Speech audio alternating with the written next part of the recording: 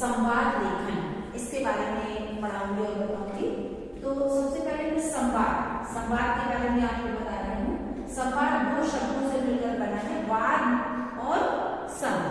ठीक, कितने शब्दों से मिलकर के बना है? दो, वाद और सम। वाद जो है मूल शब्द है और सम जो है उसमें उपसर्ग लगा है। पहले मैंने आपको उपसर्ग और प्रत्यय पढ़ाया हुआ है। ठीक, तो वाद क्या है? मूल शब्द है और सम जो है उसमें उपसर्ग लगा है, तो दोनों को मिला करके क्या बना है? संवाद। ठीक है, जिसका शाब्दिक अर्थ है बातचीत करना। आपस में जो हम बातचीत करते हैं उसी को संवाद कहते हैं।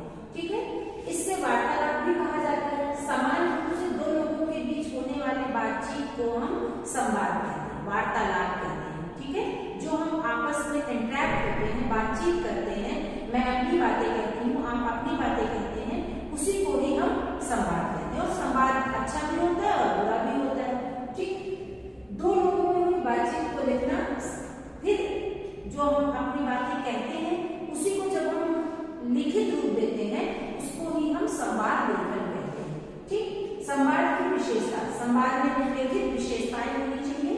बिना विशेषताओं की कोई भी चीज नहीं होता है। ठीक है, स्वाभाविक संवाद में भाषा जो होती है वो सरल होनी चाहिए, सहज होनी चाहिए। हम अपनी बात को एग्जैक्ट शब्दों में रख सकें, ऐसे संवाद में शब्दों का प्रयोग किया जाना चाहिए। ठीक, पाठ्यक्रम भाषा संवाद में भाग लेने वाले छात्र की भाषा, उनकी शिक्षा, आयु आदि के अनुरूप होना चाहिए। मीन्स छोटा बच्चा किन शब्दों का प्रयोग करेगा और बड़े बच्चे किन शब्दों का प्रयोग करेंगे और बुजुर्ग किन शब्दों का प्रयोग करेंगे, इन सब की जानकारी संवादकर्ता को होनी चाहिए। ठीक, एज के अकॉर्डिंग शब्दों का चयन होना चाहिए।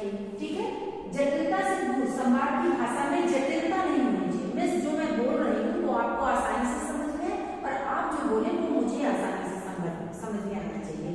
ठीक है, तो जटिलता नहीं होनी चाहिए, इसमें अशिष्ट भाषा के लिए कोई जगह नहीं होनी चाहिए। मीन्स जो हम आपस में बातचीत कर रहे हैं वो हमारी भाषा, हमारे शब्द अशिष्ट नहीं होने चाहिए, जो कानों को सुनने में बुरे लगे। हमें ऐसे शब्दों का चयन करना चाहिए कि जो सुनने में हमें अच्छे लगे और जिसका जवाब देने में भी हमें अच्छा लगे और जो हम लोगों से आपस में बातचीत करने में भी हमें अच्छा लगे।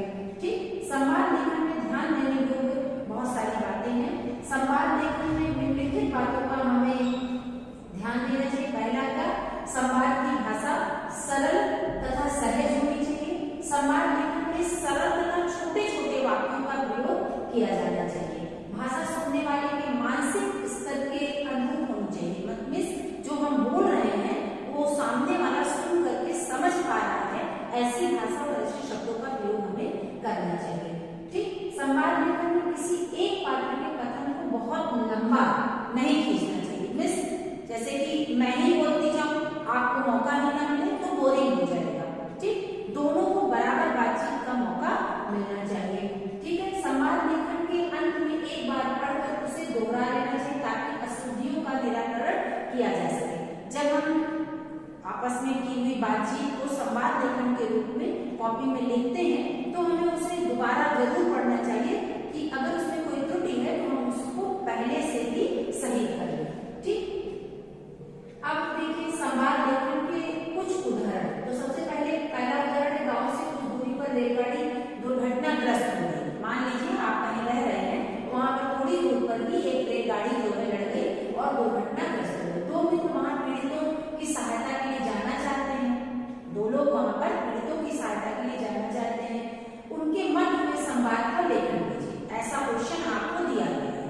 ठीक, मिस कहीं पर ट्रेन लड़ गई है और दो जो दोस्त हैं वहां पर आपस में वो जा करके उन पीड़ितों की मदद करना चाहते हैं। तो वो कैसे मदद करेंगे, इसके लिए वो कौन सी मतलब शब्दों का प्रयोग करेंगे, कैसे बात करेंगे, ये जो है संवाद लेखन में आपको लेकर के दिखाना है। तो कैसे करेंगे? मान लीजिए सबसे पहले तो जो पात्र होते हैं उनके कोई ना कोई नाम होते हैं। तो दो पात्र हैं, एक का नाम है अक्षर और एक का नाम है संजीव। ठीक, तो सबसे पहले अक्षर ने क्या कहा? नमस्ते संजीव, घबराए हुए कहां से भागे आ गए। फिर संजीव ने कहा नमस्ते अक्षर, तुमने सुना है शायद रेलगाड़ी के डिब्बे पटरी से उतर गए, क्योंकि हम रेलगाड़ी की दुर्घटना के बारे में बात कर रहे हैं। ठीक, अच्छा क्या जान